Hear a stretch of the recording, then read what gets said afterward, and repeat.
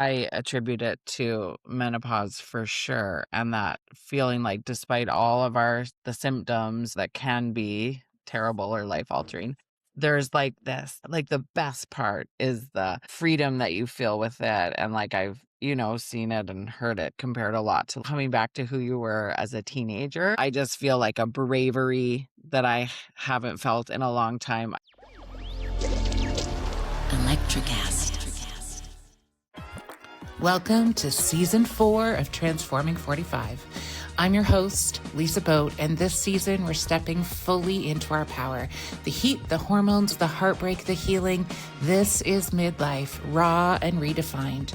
Each episode, you'll hear stories of humans who are rewriting the rules, reclaiming their bodies, their desires, their voices.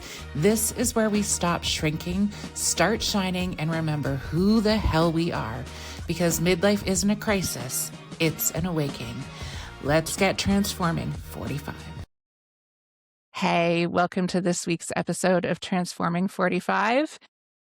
Today's guest is proof that sometimes the most powerful thing you can do is laugh at the chaos instead of trying to control it. Kara Murray, also known as Mediocre Mom 76, is a former teacher turned social media personality and now stepping into the world of stand-up comedy. She's built a community by telling the truth about motherhood, menopause, and the absolute absurdity of trying to hold it all together while your body is doing whatever it wants. Kara, I am so glad to have you here today. Welcome to the show. Oh, thank you. That was quite an introduction. Thank you. All right, Kara, what's the most mediocre thing you've done in the last 48? Oh my God, mediocre? I live that. Well, I'm still not dressed. Driving my kid to school like braless, and I don't even know if I brushed my teeth. And we were on like E, like below E. So I was like, guys, we're just gonna coast down the hill. Hope we make it. I gotta drop you at the park so I can swing back into the gas station. So there's that. There's that.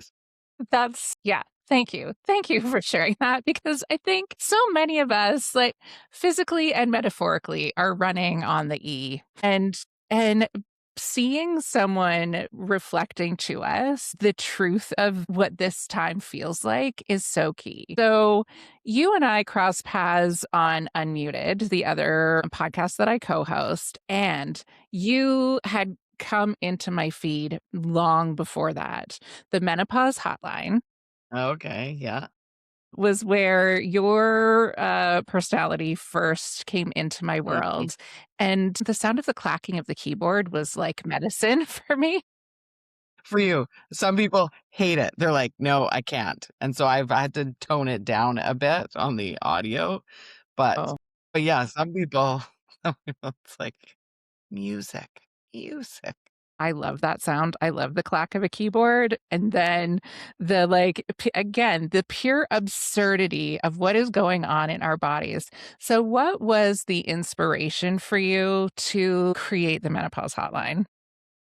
Geez, it was honestly a lot of things just pop into my head. That's how my brain works. It can be anywhere, anytime, any place. And I was just walking up the stairs and I looked at the computer, and I had years of health like issues that were very difficult to figure out and that were altering my life significantly. And I don't know, like, I don't remember what the hotline thing was, but I just sat down and I grabbed my daughter's earmuffs and a little spatula. And I just sat down and just was thinking of the sort of the most bizarre analogies I could think of, but for things that were happening to me. Like I've had every symptom that I do on the hotline. I've had almost all of them. I've been like lucky. I haven't really done the night sweats thing, but lots of the other ones. So it all comes from a place of something I've experienced. And then just the absurdity of it is just for comedic relief, of course. And it seemed to have resonated with people. Yeah, I was going to ask, did it hit right away? Or when did you know, like, oh, I have touched something here? I have touched a nerve. Well, the first Menno hotline got like 4.5 million views. Wow. that one. And then it was kind of picked up a couple times by Dr. Mary Claire in the States, who has a huge social media presence and following. And so then I think that's how I gained a lot of my American audience, which my audience still is primarily American. So, you Canadians, come find me. It is harder for us Canadian creators to really break through and connect. It's true, and there's lots of perimenopausal and menopausal women in this country as well. Oh, 100%, 100%. Yeah, we can easily get swallowed by the States. And the States, I mean, there's lots of great opportunity and there's great connections and so many wonderful people in the space too. But yeah, it's always nice to find the fellow Canadians out there. Yeah, I know. I always enjoy it. It's always a good connection. So, you and I also intersect in that we were educators. Mhm. Are you still doing some work in the education system? Yes, I still Okay. TOC, we call it teacher on call here, Right. Yeah. like being a doctor. The beeper goes off. No, yeah, I just do it, but I only work like very part-time. I like to keep a foot in because I do love the job, but I'm chartering. Charting. Charting. Okay, cut that because I'm supposed to be an educator. What's the word? A new path. Well, here is one of the main symptoms brain fog and word recall. Yes. Yeah, that can make it really challenging to stay in the workplace and do that sort of thing when the energy of your brain is going to so many things, right? Well, and so many women that I talk to, I hate the word stupid, but you feel like you're just like, where did my brain power go and my intellectual mind? Because you're gasping for words. A friend of mine calls it a wordgasm. You're trying to get there and get there and get there, and you're like, she does a funny bit on it. Yeah, whether it's the word or your memory or just, yeah, I don't know. Sorry, what was Mm-hmm. the question? So Yeah. What it were we was talking all of about? this. So who are you as an educator? And like was that the path you always thought you'd walk on? Like if young Kara saw who you are today, would you be like, yeah, that tracks. That's what I thought it would be. I think so. From like a young age, I wanted to be a teacher because my parents were teachers and my sister went on to be a teacher. Lots of teachers in the family. And my parents always loved their jobs so much. And they were very involved too in like extracurricular stuff. And so I was just like, this is a great job. And they always said it was a great job. And I liked working with kids. And we talked about camp counseling and stuff like that. And I love that. So yeah, it was an easy sort of fit and I liked it, but I always said as soon as I didn't like it, I would leave. And that is what's happening. Yeah. A little bit what's happening now. I'm like, do I love it? I don't know if I love it. I think the job has changed a lot. Yes. And yeah, and I also think that we do when we're young. Because I grew up with teachers and that being a good profession from what I saw. Like, I didn't think too much out of the box from that. Like, I was just like, "Oh, yes, I'll do this, and I could be good at this, and da, da, da." And now I'm just like, I've almost 50. I'm like, "Oh, I could be anything? What?" Yeah. I'm sort of on that train. I'm like, "What? I can be anything." Yes. And I think this is so important. And my dad was an educator also. Ugh. So also saw that modeled for me. And however, I had the opposite feeling in that I saw like that was his life, Yeah, right? yeah. I hardly saw him. I didn't really know him. Like Okay, this is hard to say, but when my mom passed away, one of my first thoughts was like, what am I going to do with this guy? Like I don't really know him. okay, And so I didn't want to be an educator because I okay, had seen how much it had taken over his life. okay.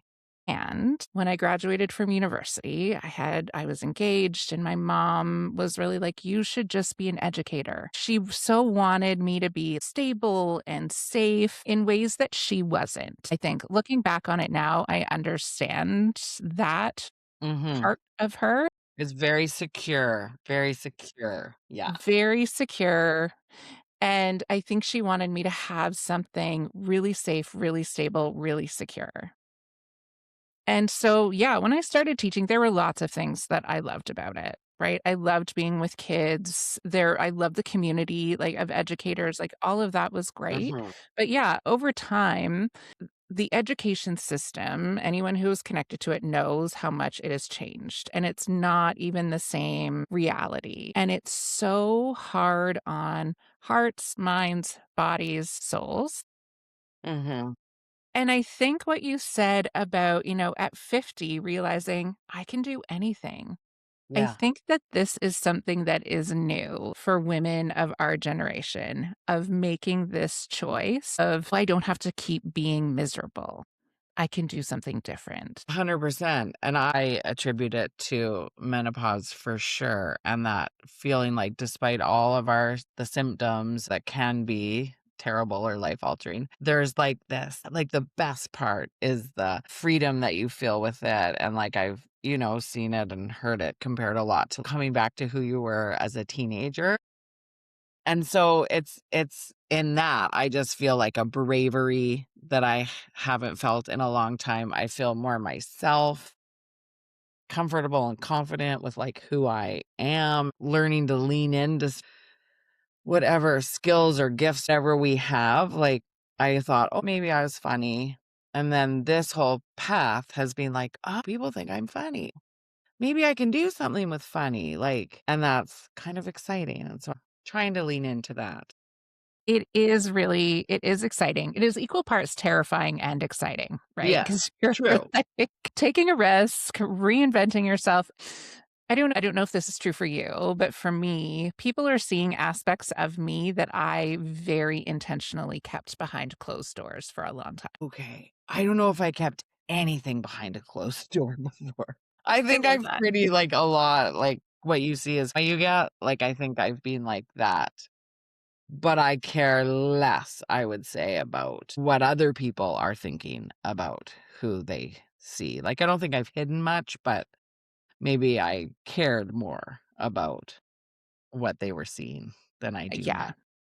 Yeah, and maybe for me, that's it as well. I have not quite gotten to the space yet where I'm like, "I don't care what anybody thinks." Do you have any strategies or tips for how to get into that space? My gosh, no, because when people are like, "Oh, you're so brave," I'm like, "Brave what?" I'm just like, "Oh, I wish I did." I do have a level of I don't care. I guess I am pretty secure in who I am, love myself, including my body, and I feel very lucky about that because I don't have a bunch of hangups that apparently are very common with many people, not just Mhm. women, and I attribute that to my mom because she never put a lot of, like, weight and value on physical appearances. So, growing up, I didn't have a mom that I saw jumping on the scale all the time, wearing a ton of makeup, making comments about, like, other people's appearance or her own appearance, and so I kind of grew up just not, like, hating my body or thinking there was something wrong with it. Like, to the extent that I think a lot of women are, and then I was with partners who thought I was beautiful, and I hear and what a gift, and I'm so glad that you are able to express that in the way that you do because it is liberating for me, because I did not grow up with a mom who had that mindset. My mom had been okay. a model. My mom Oh, was wow. beautiful, Right, and it was a big part of her identity. right. So when I was growing up, there was a lot of pressure for me as, like, her representative in the world to Wow. Yeah, look away. None of this would have been conscious for her. I know that, right. and I loved her, and she and I had Of a great course, yes. relationship, and multiple things are true at the same time, Yes, right? 100%. I also recognize how much of that patterning like, there was so much in my world about what I looked like, what I wore. I remember, when I was a teenager having a snack and she'd be like, "If you keep eating like that, you will be 210 Annie." Like, that is a direct quote from my mother. Right. And so I can't tell you how much energy I fucking spend looking at my body in the mirror going, "I wish this needs to be different. I need to correct this. This is too big." Like, it's daily, daily. Yeah, and so when I hear that and I hear how common it is for women, that blows my mind, and I'm like, "Wow," because there have been times, right, when you're like it's mainly for me, it's like when I can't fucking do up my pants, then I'm like, Mm, "Fuck, I have to buy mm. new pants." Yeah, no, I can't remember I do remember a time when I did get a bit when I got heavier and then my mom making a few comments more about my how I was eating because she's a total health nut too. And she's still stuck in the bit of the she won't eat like yogurt with fat. She's still in the non-fat margarine world. So she Yeah. is that, but she didn't like push that on us. Well, there were a couple times when she's like brought up just me and I think it was out of concern of me just not making the healthiest choices or options, but I don't think she was very superficial and she still isn't. Like, we never cared about brands. We never cared about looks. So I know that that is rare. I'm hoping to pass on a positive self image and body image to my daughter, especially in the age of social media and Yeah. all of that. This is where I was going next was Okay. it's so important to have this messaging happening for midlife women, yes, so that we can really start thinking through and deconstructing the programming that we had. And at this juncture in time, the amount of pressure on young humans to Mhm. look in very specific ways. I feel like this I keep talking about this, but here we go.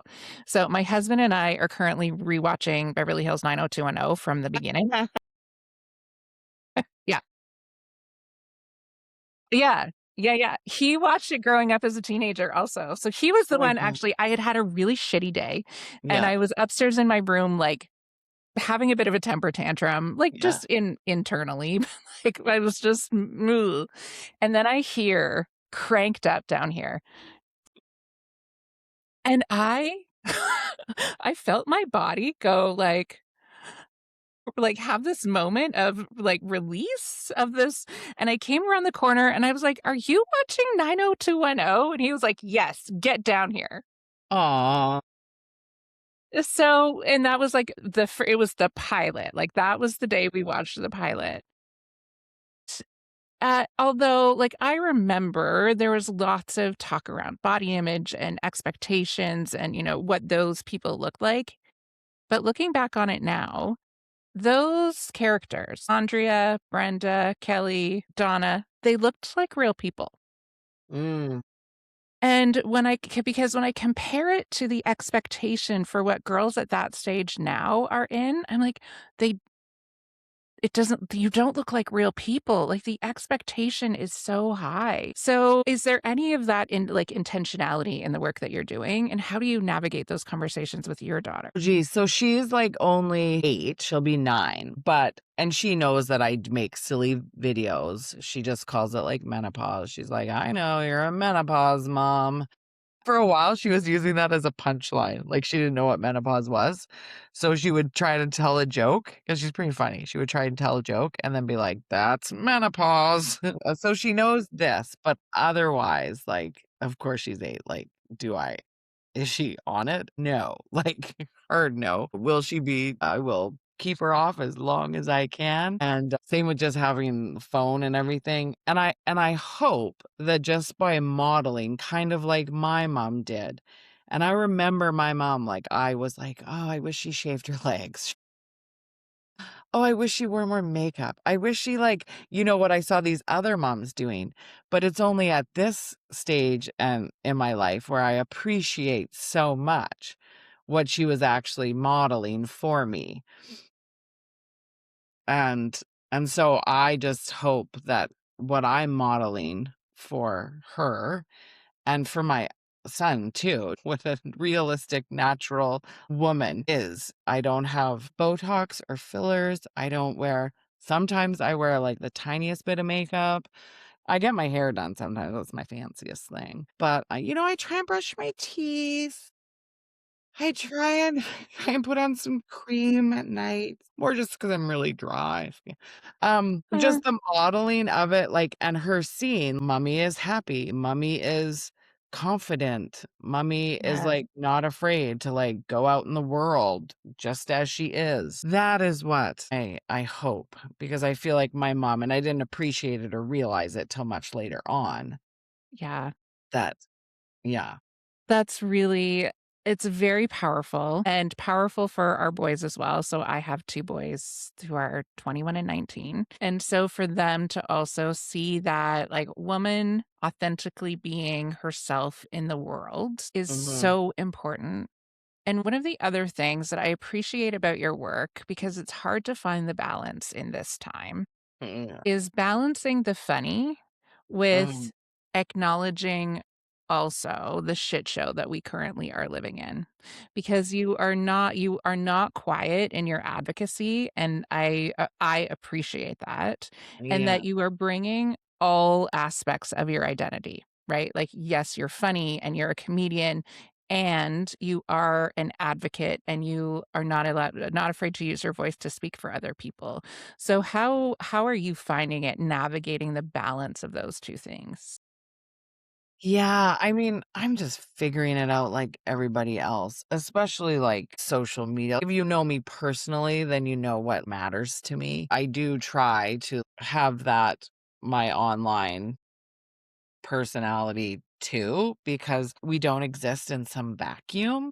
So as much as it's primarily a comedic like account and like for comedic relief and a creative outlet for me, it's hard to not comment or mention the insane things that are happening. And there's just some things that will always be important. Like as an educator, like so kids are always going to be important. I have kids, like kids are important.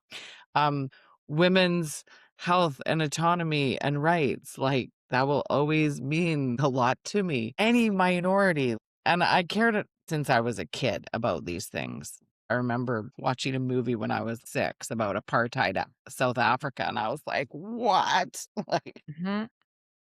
Yeah. why does no one care what's happening in apartheid South Africa?" Like, so I always kind of cared, and it's it's so much right now, though, that it is overwhelming, and you could share, like 100 things every day, and you're not even gonna touch on small percent of what's happening.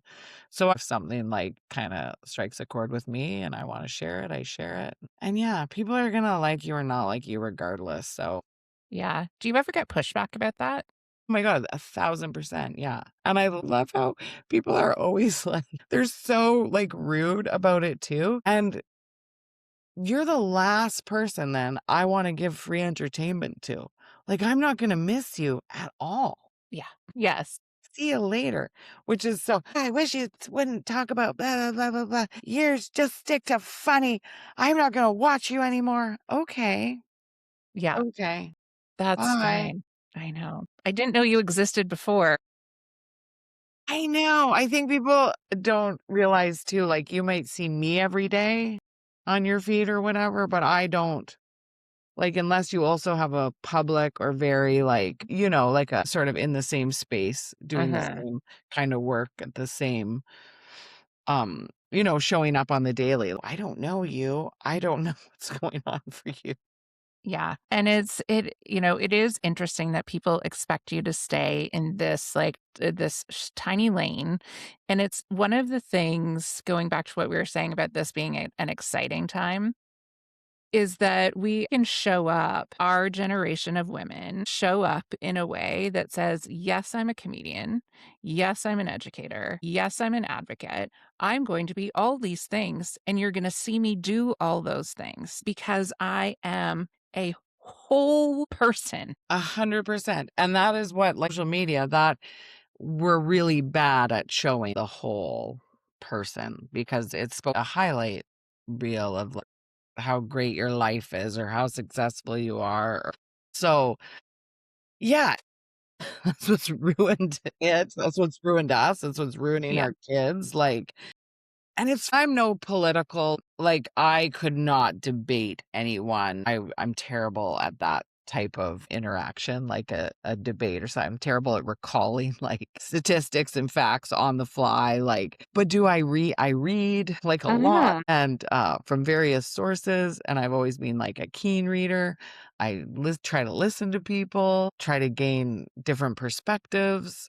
And that's what I think is so powerful about reading, but that's like the educator in me. That's the most amazing thing about reading. But it's weird that in United States and Canada, it's very much like you don't talk about politics. Like we exist in some, well, I said it before, but like a vacuum. Mhm. How politics really, I mean, it infiltrates, like, it affects every single part of our daily life, and in other places, it's just part of the conversation. You go out for coffee, and that's what you're talking about, but it's taboo here or something, and then I feel like that's why we're in this shit show that we're in right now.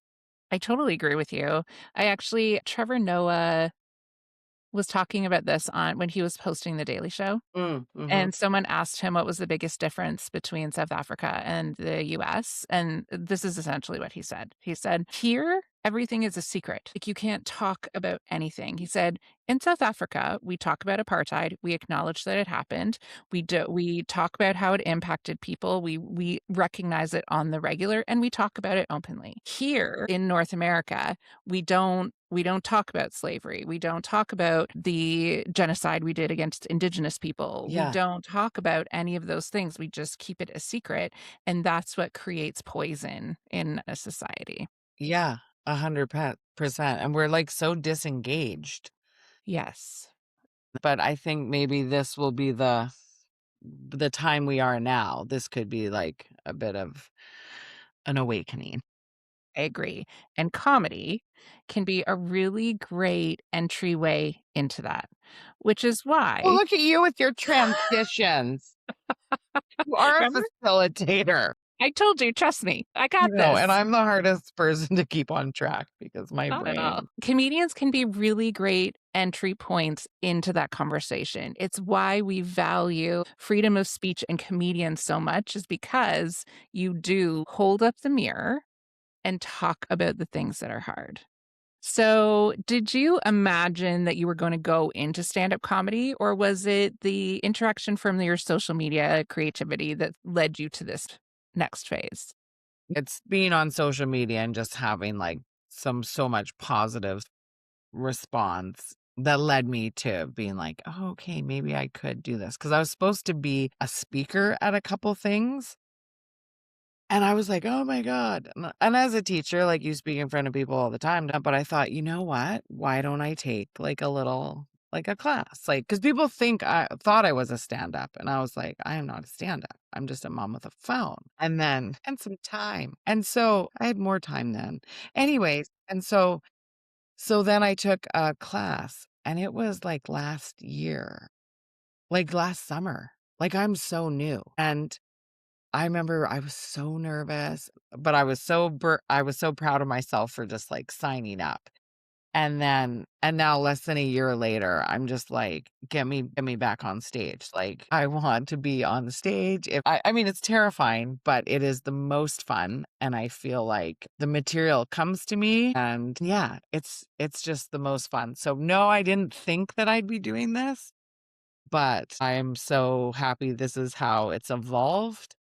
And I'm super excited because that's what I want to do more and more of, and it feels like all the things that I thought just made me weird before are like, "Ah, people just think that's funny, and I can make people laugh with it." Yeah, so that's it. But a friend of mine said long ago, like, when I was, like, 19, she said, "Yeah, you said you wanted to be a stand-up comedian, but you didn't have the nerve." And I don't really remember that, but I believe her. And I wouldn't have had the nerve. No way. No way back then. So, Yeah. No. It's one of the things I love about this time, and when I'm speaking, I talk about this a lot, is it's our opportunity to reconnect with that girl. Mhm. The girl who had big dreams, the girl who had these ideas, but maybe we didn't trust her, or maybe we didn't love her enough in the moment. And now we get to, like, we get to bring her forward and love her and trust her enough to, like, let her go. Like, "Go, sister, go out there, be that Yeah. comedian, be the like, you are leading the way now," and it's a really liberating feeling. 100%. And I'm like, why did I wait till 50?" But if everything hadn't happened how it did, I probably wouldn't have ended up at this juncture being like, I can do this. And I have a super supportive spouse, which is also makes a big difference, because if you have someone telling you can't do something, or it's ridiculous, or can't afford it, or all the reasons telling you not to, then that would be much harder to fulfill. I'm very lucky in that my partner is super supportive of me kind of chasing this dream at 50. So I'm lucky that way. You chose well. You knew what you were gonna need in a partner. I did the same thing. Or not. Yay. I don't know. Well, You chose I'll well. remind him that. I Yes. don't think we were talking from Monday to Wednesday. So I'll Which remind also we happens. still both chose well. Do you find threads from your social media posts that show up in your stand-up comedy, or is it a completely different process? It's a little different. My kind of stand up is storytelling. Like, I'm much more a storyteller than a one-liner, and a lot of personal.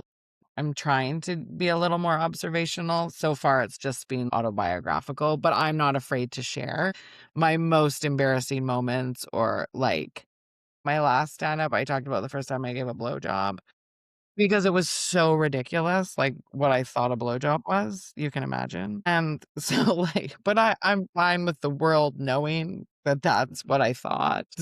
Yeah, So yeah, I'm not afraid of, there's so many stories. Then you think, "Oh my god, maybe my life has been ridiculous."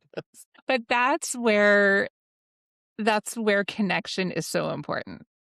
That's Yeah. why your first video had 4.2 million views and likes, because we see ourselves in you. You are being generous with us in saying, "This is the absurdity of my life," so that we can see it and go, "Oh, thank God I'm not the only one." Yeah. Yeah. No. And that's so important. And also with so much online, what I've found with just the few times that I've got to be on stage and be with a live audience, like that type of human experience and connection is what we need more and more of, because of just how online everything has got, whether it's like your work or communicating with family, or our kids are growing up on screens, like, and it's the one thing that, AI will never be able to replace, is just It's like our yeah. human experience with each other. And so I think it's like more important now than ever, not just to laugh, but to laugh with each other. Mm. I absolutely agree. There is no better medicine than being in a space with people and laughing, or even just having that common experience. Yes. I In the winter, my husband and I went to see The Princess Bride at the theater. Like, we have a little, like, local independent theater who has these events, and being in a room full of people, having the experience of that movie, you could hear people saying the lines under their breath, or just those common moments of connection and laughter. You are different when you come out of an experience like that than when you went into it. It's like the first live, I'm blanking on the musician, the first live show I went to after COVID, like, I was Oh. crying, like, because 'cause we're just all in this room together, and this beautiful music and the sing like, my Mhm. friend and I were like, "No, this is so beautiful, like, this is what we missed for 2 years." This is what's important about being human. It is what makes us human. So yeah, that motivates me to pursue it even more. So, does mediocre mean something different for you now than it did when you first started? I think I'm still super mediocre, but I don't think mediocre's bad. Like, side note, it was very sweet after I made this account. My husband was like, "You know, you're not a mediocre mom. Like, you're a good mom." And I was like, "Oh, thanks." I mean, like, it's a bit of a joke, but the the bar, why are we setting the bar to unreasonable, unattainable level so high and comparing ourselves with everybody? Which, I mean, I'm a human. Do I still do that? Yes. I try very much not to. But I mean, and the pressure we put on ourselves to like do this the best, be the best, like for our kids to be the best to them. Oh, like everyone just needs to chill out and not give, Mhm. not care. Well, the whole "We Do Not Care" club that took off with, I mean, Yes. she's fantastic, and it's so true. Just, like, caring about all the wrong things, and so the mediocre is just I just wanna show up as a regular human, braless and out of gas. Braless and out of gas. So, Perfect. that's how I function a lot of the time. And my kids are so used to it. They're like, "We're not gonna make it. We're not gonna make it." Just stop for the gas. I don't know. I don't know why I don't. It's the adrenaline. It's part of living I on know, the I edge. do love a little. I'm like, "No, we can make it." Like, We're gonna make this happen. but Kara, yeah, we all just have to ourselves some slack. yeah, It's good enough. We're good it's enough. We're good it's enough. good enough. It is good enough to be braless and out of gas. Kara, thank you so much for giving this time. These like little hits of joy, they really make a difference. Hmm. If you feel resonance with Kara, you can find her on Instagram at mediocremom76, and her contact information will be in the show notes. Do you have any stand up coming up soon? Couple things at the end of the month. They are in Vancouver, so I'll be sharing them on my Fantastic. link tree, and then hopefully some big news in the fall coming up about a show, so hopefully. That is So, stay very tuned for exciting. that. Okay. Amazing. Thank you. Thank you for hanging out with me on Transforming 45. If you laughed, nodded, or had an oh wow moment, hit follow and share it with your favorite midlife human. Find me on Instagram at lboat and keep those transformations coming. Electricast.